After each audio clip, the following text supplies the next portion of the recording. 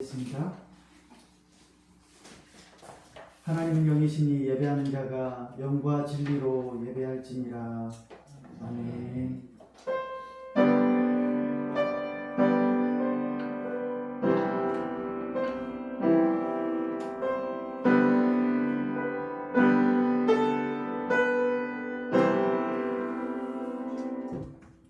살아계신 하나님 아버지 은혜 감사합니다. 거룩하고 복된 주일을 허락하여 주셔서 주님 앞에 나와 예배할 수 있도록 우리의 발걸음을 인도하여 주시니 감사합니다. 이곳 가운데 주님 임재하여 주셔서 우리가 드리는 예배를 받아 주시옵소서. 우리가 주님만을 바라고 나아갑니다. 인도하여 주시옵소서. 예수님의 이름으로 기도드리옵나이다. 아멘. 다 같이 자리에 일어나셔서 찬송가 621장을 찬양하겠습니다.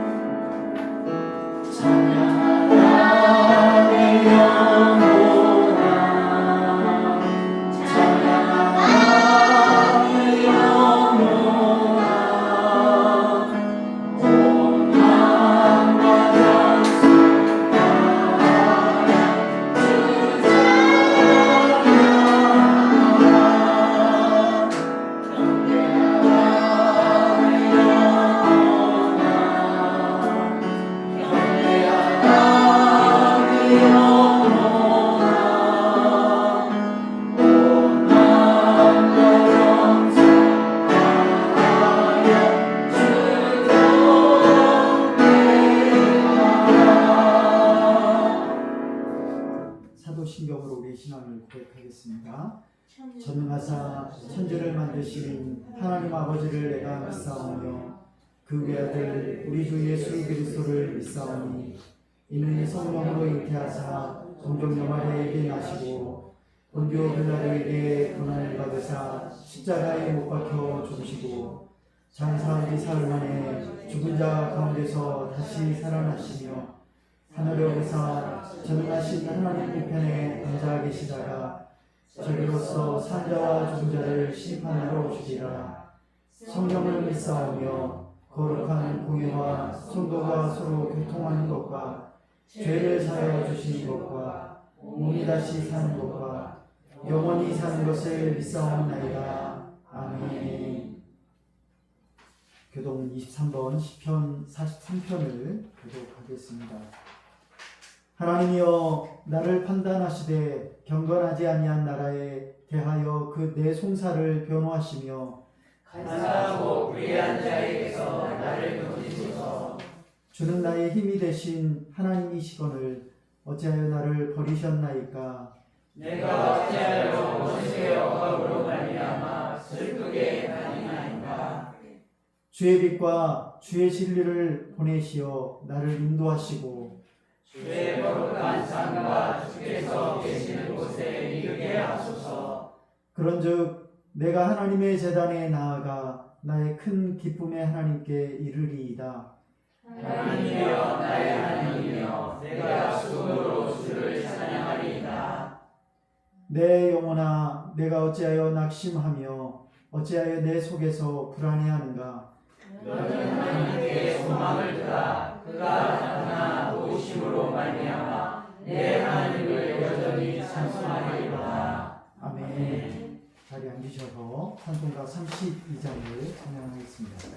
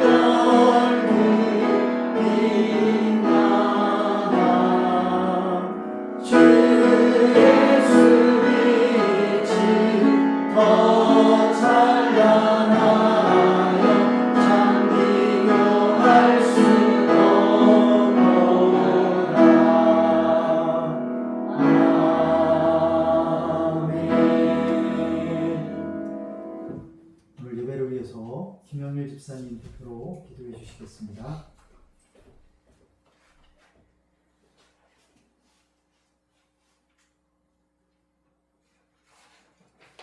거룩하시고 전능하신 하나님 아버지, 오늘도 저희를 거룩한 주일 예배로 부르시고 주님 전에 나와 하나님을 찬양하며 경배하게 하심에 감사와 찬송을 영광을 드려 올려옵나이다. 천지를 창조하시고 역사를 주관하시는 전능하신 하나님 아버지, 우리의 시작과 끝을 하시며 모든 삶의 순간을 붙들고 인도하신 주님 앞에 겸손히 머리 숙여 예배를 드리옵나이다.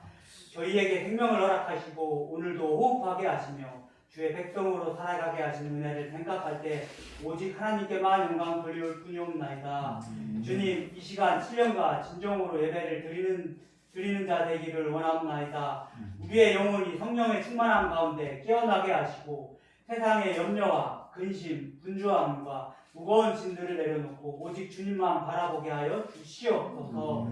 우리의 생각과 마음을 붙들어 주셔서 이 예배 가운데 하나님만 높임 받으시옵고 우리의 심령이 하늘의 은혜를 새롭게 하여 주시옵소서.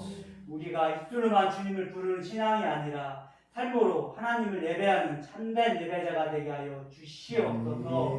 주일 예배에만 믿음이 머무는 믿음이 아니라 삶의 자리마다 하나님을 드러내는 거룩한 신용 공동체가 되게 하여 주시옵소서. 또한 가정과 일터와 세상 속에서 빛과 소금의 사명을 감당하게 하여 주시옵소서. 또 주님, 지난 한 주간도 삶을 돌아볼 때 주님의 뜻보다 내 생각을 먼저 하며 사랑하기보다 판단하며 감사하기보다 불평했던 연약함을 고백하옵나이다. 마음으로 짓는 죄와 입술의 허물, 행동으로 범한 모든 잘못들을 용서하여 주시옵소서. 예수 그리스도의 보혈로 저희를 깨끗하게 씻어주시고 성령의 능력으로 새롭게 변화시켜 주시옵소서. 또한 매일 십자가의 은혜를 날마다 깊이 묵상하게 하시고 세상 유혹보다 하나님의 나라를 더 사모하며 살아가게 하여 주시옵소서. 또한 신영교회에 기도합나이다. 아버지, 이번 달 안으로 신영교회를 비워줘야 됩니다. 아버지, 신영교회 주님께서 붙들어 주시옵시고 역사하여 주시옵시고 건축되게 하여 주시옵소서. 날마다 새로운 능력으로 새로워지게 하여 주시옵시고 진리 위에 굳게 서는 신영교회가 되게 하여 주시옵소서. 신영리 마을의 세상 가운데 빛과 소금의 역할을 사명을 감당할 수 있는 신영교회가 되게 하여 주시옵소서. 항상 주님 안에 사랑이 넘치게 하여 주시옵시고 서로를 품고 섬기는 기도하는 신영 공동체가 되게 하여 주시옵소서. 오직 사람의 방법과 세상의 지혜가 아니라 주님을 의지하며 교회가 아니라 오직 말씀의 기도, 성령의 능력으로 세워지는 신영교회가 되게 하여 주시옵소서. 또한 아버지, 신용계를 제공하신 우리 임태래 안수 집사님과 신상호 집사님에게도 함께하여 주시옵소서. 문제 있는 것들이 해결되게 하여 주시옵시고 기도하는 것들이 이루어지게 하여 주시옵소서. 그의 복들을 천배 만배 갚아 주시옵소서. 또한 각자의 직분을 기쁨으로 감당하는 신용 공동체가 또한 되게 하여 주시옵소서. 특별히 이 시간 주님 말씀을 전하시는 고공만 목사님도 함께하여 주시옵소서. 목사님께 영육간의 강관함을 허락하시고 기도와 말씀 가운데 늘 성령으로 충만하게 하여 주시옵소서. 또한 선포되는 말씀마다 생명이 되게 하여 주시고 능력이 나타나는 말씀이 되게 하여 주시옵소서. 그 듣는 우리 성도님 10년마다 회개와 변화와 회복이 역사하여 주시옵소서. 아버지, 이 시간 주님 예배를 드리오며 예수님 이름으로 기도드리옵나이다. 아멘.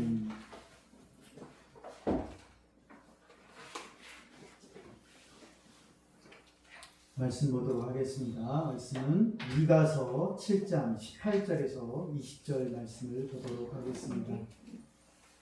미가서 7장 18절에서 20절까지의 말씀입니다.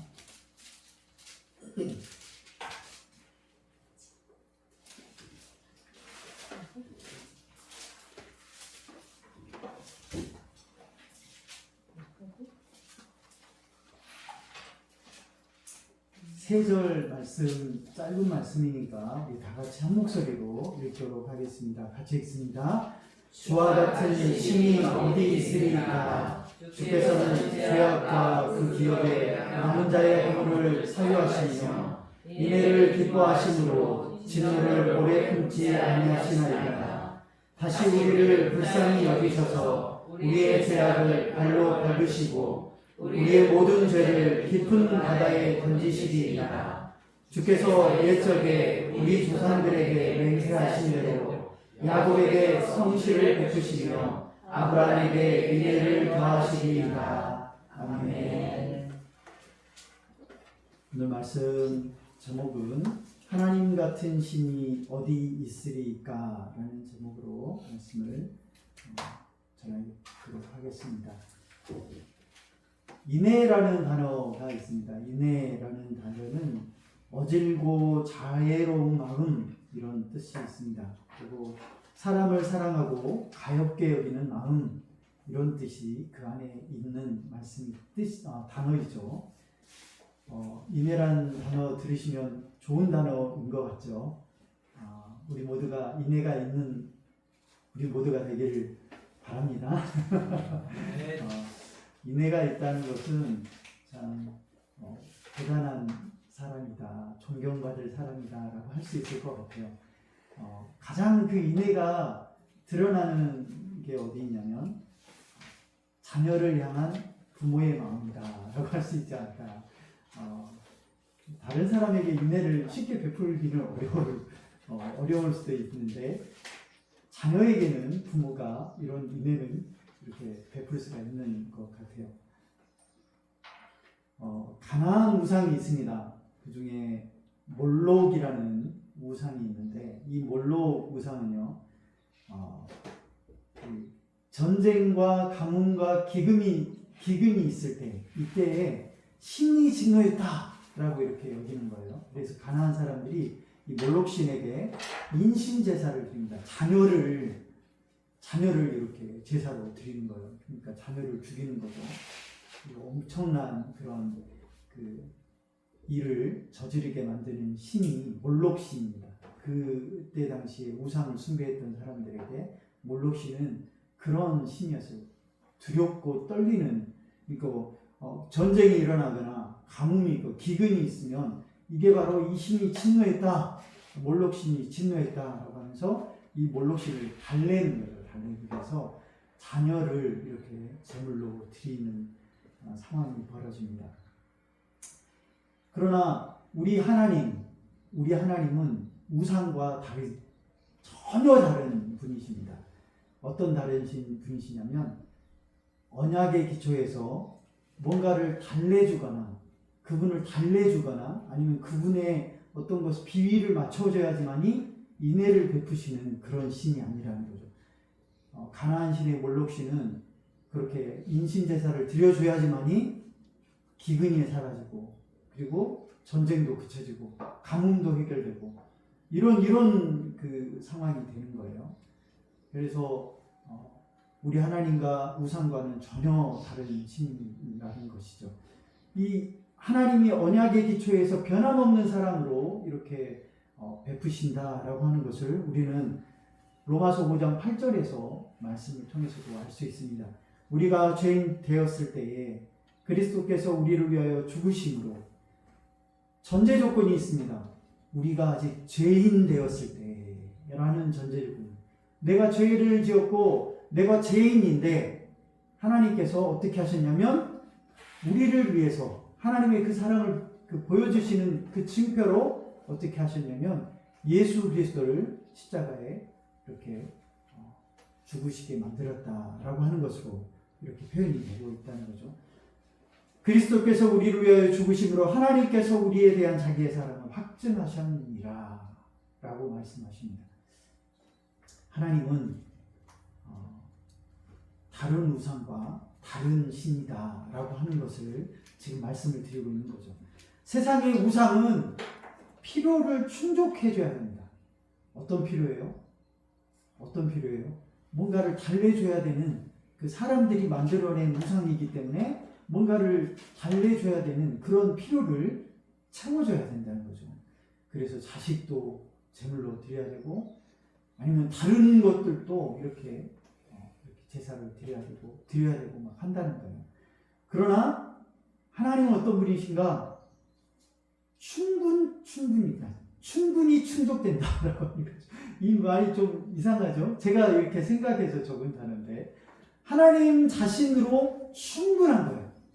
다른 것으로 이렇게 어떤 것이 주어져야지 이렇게 충족되는 게 아니라 하나님 자신으로 다른 어떤 것도 필요 없이 하나님 자신으로 스스로 완전하신 분이시고 스스로 완벽하셔서 다른 어떤 것이 필요하지 않는 거죠.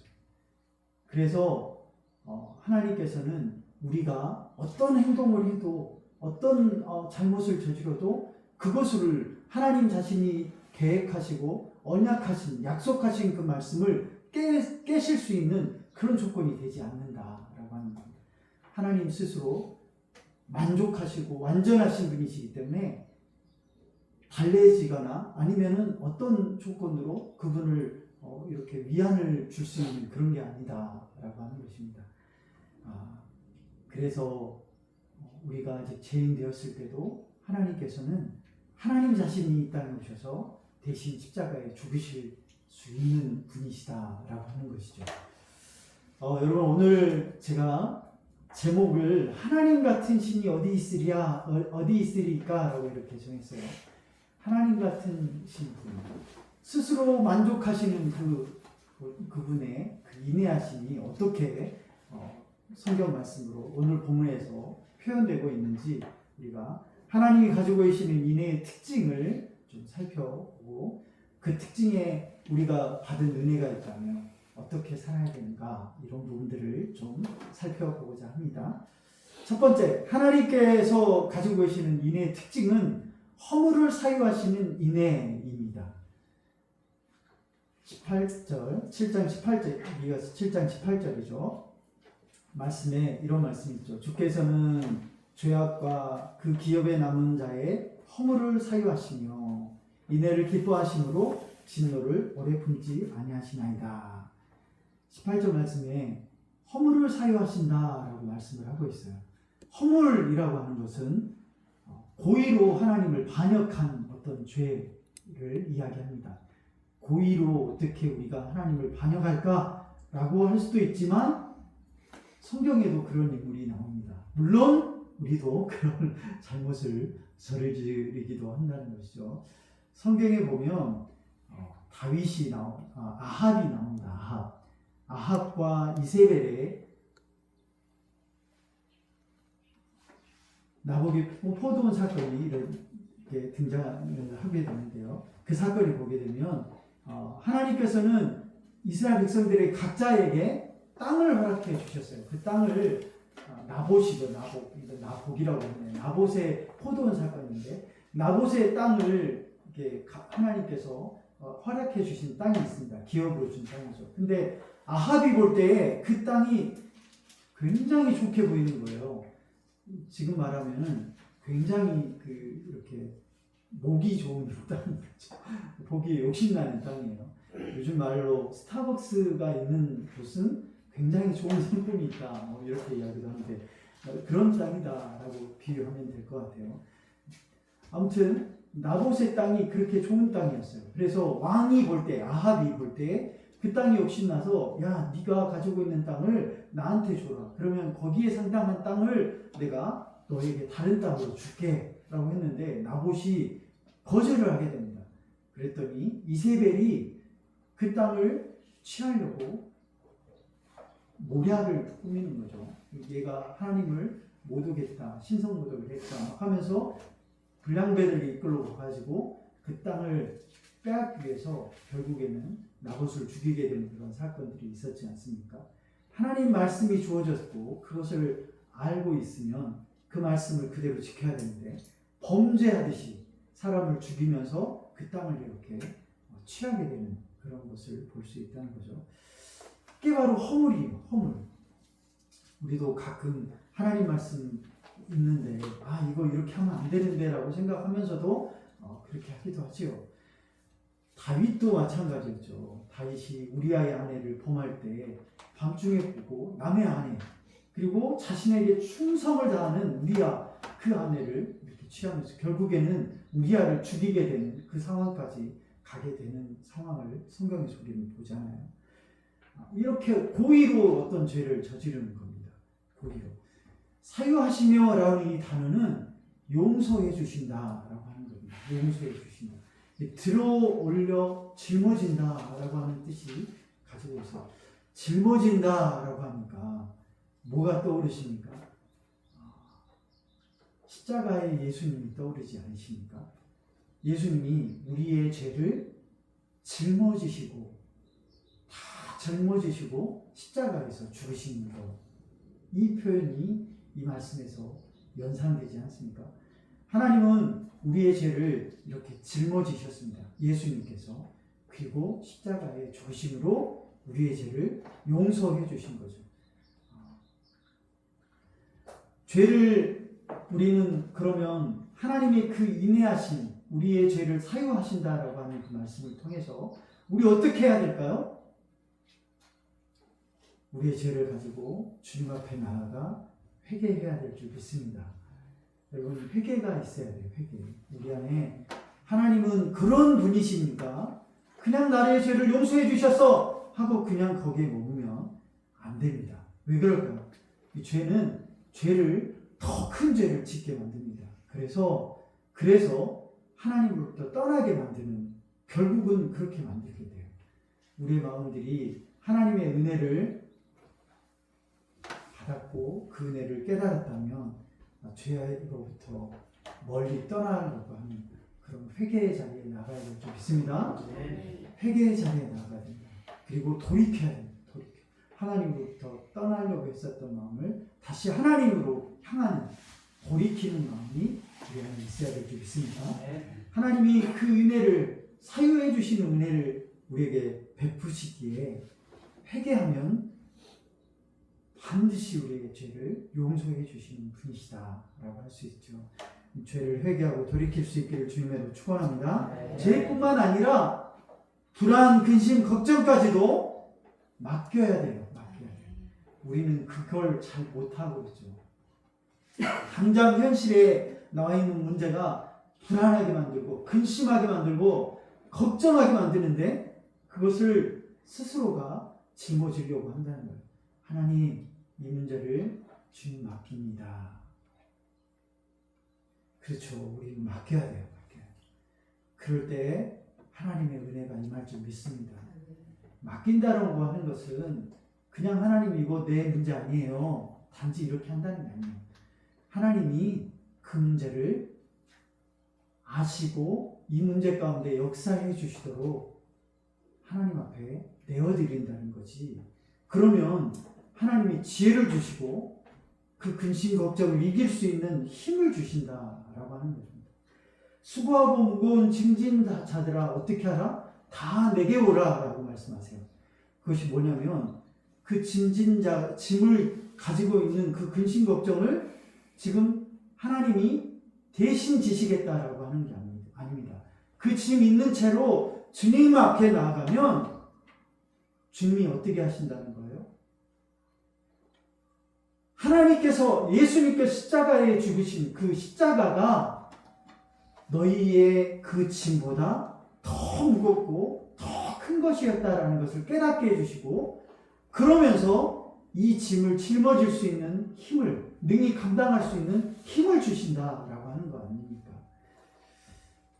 우리가 불안하고 근심하고 걱정하게 만드는 그 어떤 상황의 문제들을, 있던 상황이든 그것을 주님 앞에 가지고 나아가 주님으로부터 이길 수 있는 힘을 받을 수 있는 저와 여러분 되기를 주님으로 축원합니다. 그리고 하나님 앞에 용서함을 받았다면, 우리의 죄를 용서함을 받았다면 용서할 수 있는 자리까지 우리가 나아갈 수 있기를 주님으로 축원합니다. 그렇게 할 때 하나님의 은혜, 그 인애가, 사유하심의 인애가 우리의 삶에서 역사되어져 나아갈 수 있을 줄 믿습니다. 두 번째, 하나님의 인애는 노를 오래 품지 않으시는 궁휼하심의 인애입니다. 8절과 19절에 보면 인애를 기뻐하심으로 진노를 오래 품지 아니하시나이다. 다시 우리를 불쌍히 여기셔서 우리의 죄악을 발로 밟으시며 우리의 모든 죄를 깊은 바다에 던지십니다. 라고 말씀하고 있습니다. 여기 진노를 오래 품지 아니하시고 또 불쌍히 여기셔서라고 말씀을 하고 있어요. 진노를 오래 품지 않으시고 불쌍히 여기신대요. 누군가 나를 배신하면 우리는 그 상처가 오래 갑니다. 그리고 트라우마로 남죠. 그쵸? 그런 경험들 해보지 않으셨습니까? 정말 믿었던 그 친구인데, 믿었던 사람인데, 믿었던 가까운 사람인데 배신하게 되면 얼마나 그 상처가 크겠어요. 최근에 우리 그 임태량 집사님 그 공장을 임대하셨던 그 분 중에 관계가 좋은 사람들이 있겠죠. 명의를 빌려가지고 공장을 이렇게 임대해가지고 사업을 하는데 그 명의를 임대해준 사람 그 명의로 또 다른 돈을 대출을 받은 사건, 그러면서 굉장히 복잡한 얽혀있는 그런 문제가 있었대요. 정말 안타까운 사건이죠. 두 분 관계가 이렇게 굉장히 좋았을 거예요. 믿었던 사람이었으니까 명의를 빌려줬을 텐데 명의를 빌린 사람이 그 사람 그 빌려준 사람의 명의로 다른 돈을 받아가지고 어떤 다른 일을 또 이렇게 하고 막 그러면서 빚을 굉장히 큰 빚을 이렇게 지는 그런 일이 있었다고 합니다. 근데 이제 제가 이제 전기 관련돼서 이렇게 대도전기 그 사장님을 만나려고 거기 갔는데 그분이 이제 임태량 안수집사님과 이야기하는 내용에 잠시 들었는데 죽이고 싶대요. 그 사람. 그 정도로 마음이 그 상처가 굉장히 큰다라고 하는 거죠. 우리의 삶에도 그런 일이 있을 수 있습니다. 그리고 겪었을 수도 있어요. 성경에 보면 다윗이 책사로 있었던 아히도벨이 있었습니다. 이 아히도벨이 압살롬 사건 때 다윗을 배신하고 압살롬 편에 드는 겁니다. 그 안에 다윗이 그래서 믿었던 그리고 가장 가까운 친구라고 그렇게 여겼던 사람인데 배신을 해가지고 압살롬 편에 드니 그 안에 얼마나 다윗 안에 상처가 있었겠어요. 그러면서 이렇게 말을 합니다. 시편 41편 9편에 내가 신뢰하여 내 떡을 나누어 먹던 나의 가까운 친구도 나를 대적하여 그의 발꿈치를 들었나이다.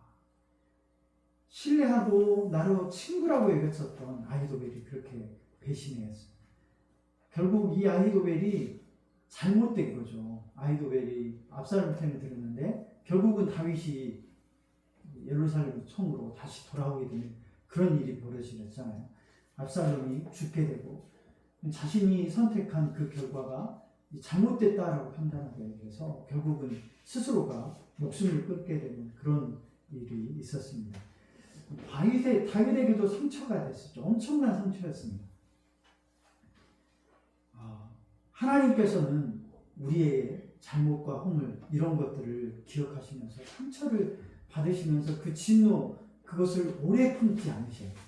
우리에게는 상처가 될 수 있고 오래 가지만 하나님은 그것이 오래 가지 않으신다 라고 말씀합니다. 진노를 오래 품지 아니하시며 그리고 오히려 어떻게 하시냐면 불쌍히 여기신다 라고 말씀합니다.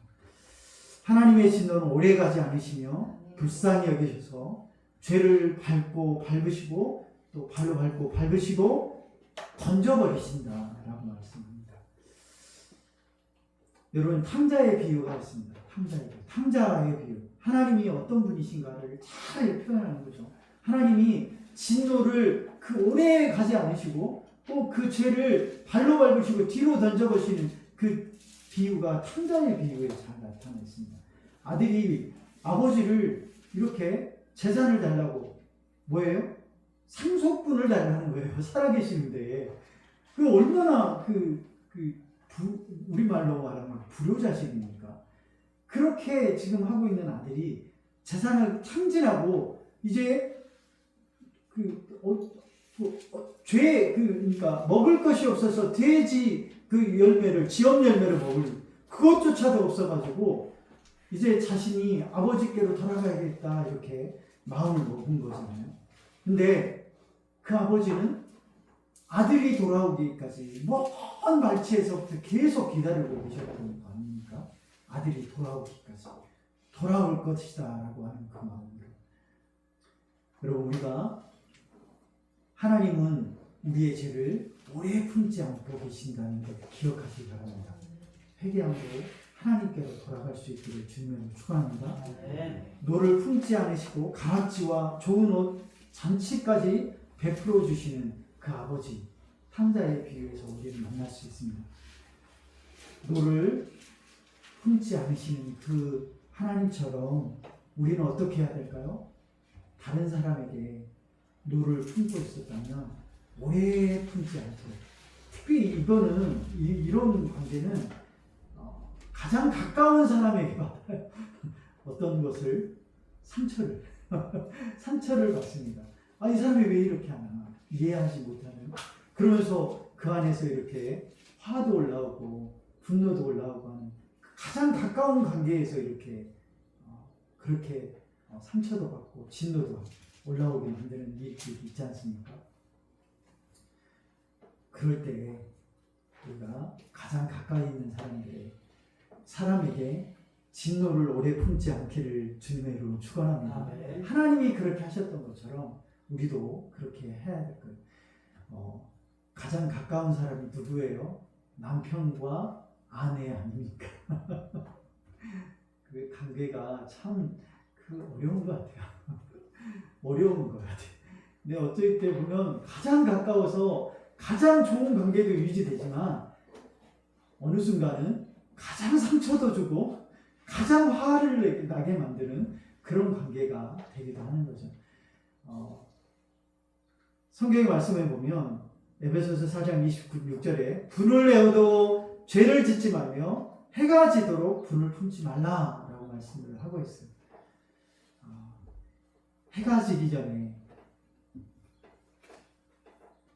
해가 지기 이후까지 이렇게 가지 말고 해가 지기 전에 그 문제를 해결할 수 있기를 주님의 이름으로 축원합니다.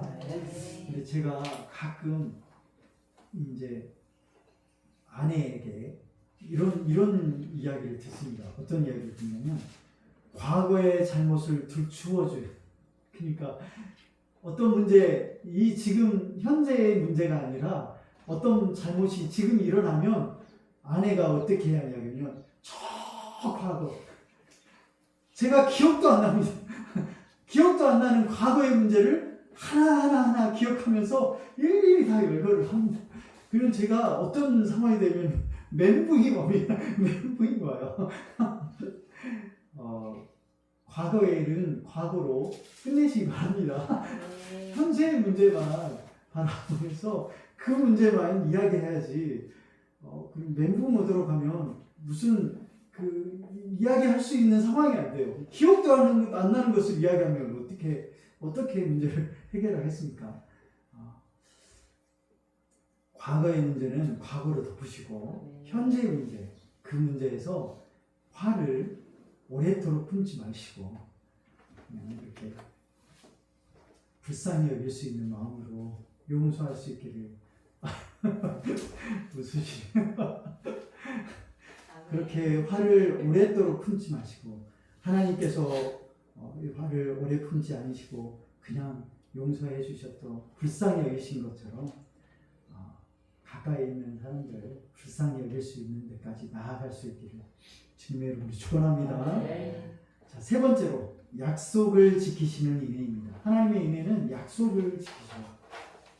20절에 보면 주께서 옛적에 우리 조상들에게 맹세하신 대로 야곱에게 성실을 베푸시며 아브라함에게 인애를 더하시리이다 라고 말씀합니다.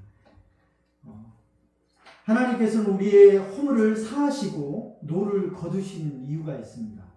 왜 그렇게 하실까요? 그것은 옛적 조상들에게 맹세하신 약속 때문입니다. 맹세하신 약속. 그게 뭐예요? 언약이라는 거죠. 언약. 아브라함 때 약속했었던 그 언약. 이삭에게, 야곱에게 이어서. 그리고 그 언약들이 계속 이어져서 다윗에게 또 언약을 주어주고 결국 그 언약을 이루시는 그 하나님을 예수 그리스도를 통해서 우리는 발견하지 않습니까? 예수 그리스도를 믿는 백성들에게도 여전히 그 약속은 이어져서 우리에게도 지금까지 이어지고 후세에게까지 그 약속이 이어진다는 거죠. 변치 않으시고 그렇게 쭉 하시는 언약. 왜? 하나님의 그 언약은 신실하신 하나님의 그 성품 때문에 이어지는 것이죠. 여러분, 맹세하신 그 언약은 변치 않으십니다. 한번 약속하신 그 언약은 계속해서 이루어지고 언젠가는 그것이 성취되어져서 우리에게도 그 말씀이 유효하게 적용되는 말씀입니다. 인애라고 하는 단어는요, 헤세드라고 하는데, 이 헤세드, 은혜라고 하고도 하고 하는데, 이것은 약속을 기반으로 해서 주어지는 그 인애라는 거예요. 그러니까 변하지 않는 거죠. 변하지 않는 거죠. 하나님의 약속의 말씀은 변하지 않으십니다. 출애굽기 32장에 보면 금송아지 사건이 등장됩니다. 금송아지 사건은 어떤 거냐면 모세가 하나님 말씀을 받으려고 시내산에 올라가잖아요. 그러니까 40일 동안 그곳에서 있으니까 이스라엘 백성들이 걱정인 거예요. 하나님이 어떻게 되셨나? 모세는 지금 왜 안 내려오나? 하면서 지금 걱정하니까 걱정스러운 마음에 어떤 일이 일어나냐면 금송아지를 만듭니다. 그러면서 이 금송아지가 우리를 출애굽시킨 신이다 라고 이렇게 이야기하는 거예요. 우상을 만드는 거 아닙니까? 결국은 그러면서 하나님께서 진노하십니다. 그러면서 모세에게 이야기를 해요. 모세에게 이야기를 해요. 야, 이 백성이 나를 지금 배신했다. 우상을 섬기듯 나를 지금 대한다.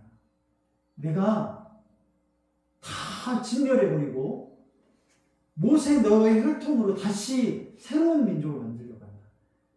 이렇게 이야기를 하는 거예요. 그랬더니 모세가 이렇게 말을 합니다. 주의 종 아브라함과 이삭과 이스라엘을 기억하소서. 뭐예요? 하나님께서 아브라함과 이삭과 그리고 이스라엘, 야곱이죠. 야곱에게 약속했었던 그 말씀을 기억하소서라고 하는 거예요. 주께서 그들을 위하여 주를 가리켜 명세하게며 이르시기를 내가 너희의 자손을 하늘의 별처럼 많게 하고 내가 허락한 이 온 땅을 너희의 자손에게 주어 영원한 기업이 되게 하리라 하셨나이다. 뭘 약속했다는 겁니까? 자손과 땅을 약속했다는 거예요. 하늘의 별과 같은 자손이 되게 하고 너희에게 약속한 이 땅, 가나안 땅이 너희의 기업이 되게 그곳에서 너희들이 살아갈 수 있도록 하겠다라고 약속을 했다는 거 아닙니까? 아브라함과 이삭과 야곱에게 그 약속을 기억하소서라고 말씀을 하는 거예요. 모세가 지금 하나님 앞에 기억해달라고 기도하는 거 아닙니까? 그랬더니 하나님이 어떻게 해요? 그 약속을 기억하면서 그 언약을 기억하면서 이렇게 말씀을 합니다. 14절에 하나님께서 뜻을 돌이키사 말씀하신 화를 그 백성에게 내리지 아니하시니라. 하나님이 뜻을 돌이켰다라고 하는 거예요. 여러분, 하나님은 한 번 약속하신 말씀을 끝까지 지키신 분이십니다. 그 말씀을 기억하시면서 실은 하나님께서는 모세에게 이야기할 때 그 진멸하겠다라고 하는 것을 그 말이 뭐냐면요. 그 안에 모세에게 야, 쟤들이 나를 이렇게 생각해. 야, 이거 어떻게 하냐. 모세 니는 어떻게 생각하냐. 이렇게 지금 심세한탄하듯이 말씀하시는 거예요. 근데 모세가 하나님의 그 마음을 알고 하나님께서 약속하신 그 말씀 좀 기억해 주세요. 라고 이렇게 기도하는 거였죠.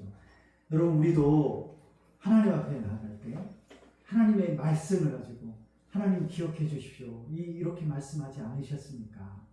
우리 지금 새 일을 행하리라 말씀하신 그 말씀.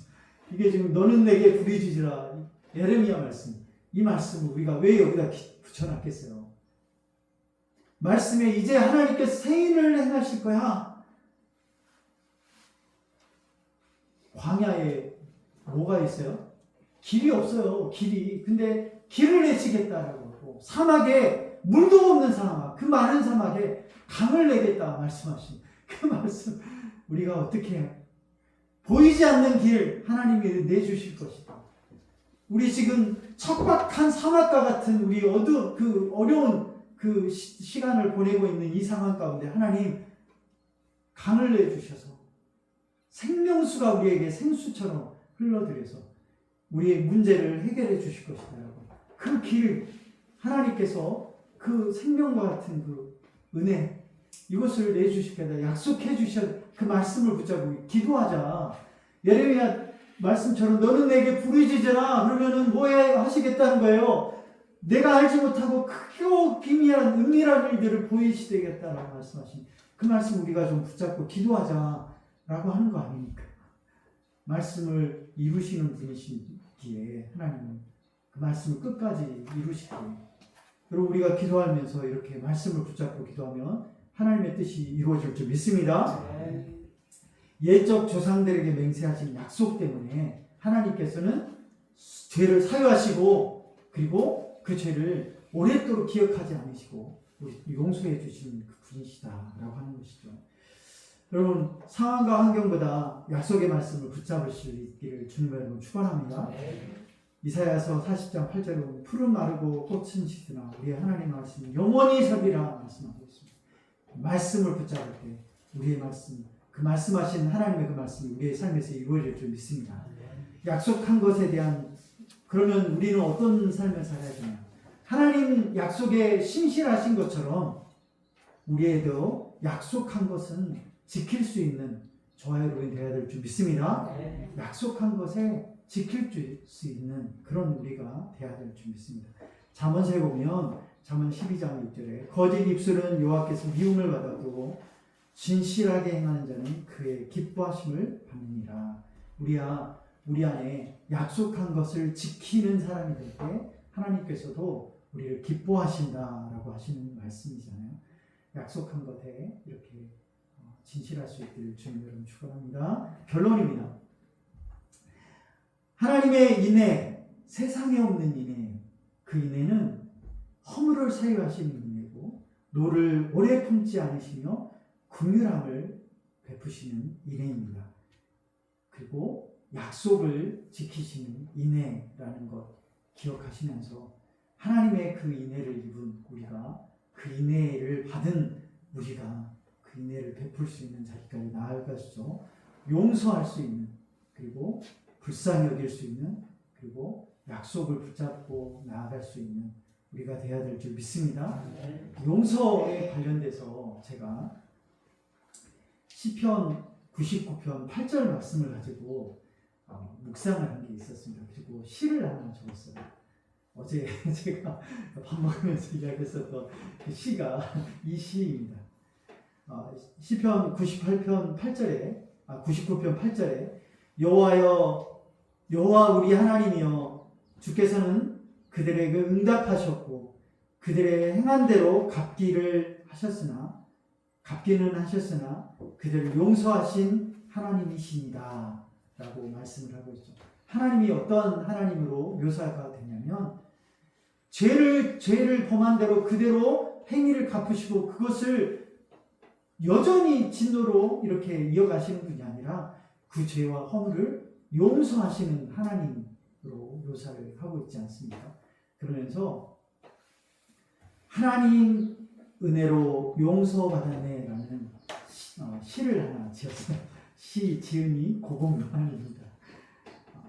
행위대로 갚으셨으나 용서하신 하나님, 그 크신 사랑으로 나의 죄 용서받았네. 어린 양의 보혈, 그 사랑의 증거, 왕이신 하나님 다스리시네. 그분만이 공의로 심판하시네. 심판의 자리에서 용서의 자리로 나아가시네. 10,000달란트 빚진 나 하나님 은혜로 용서받았네. 용서받은 나 이제 용서의 자리로.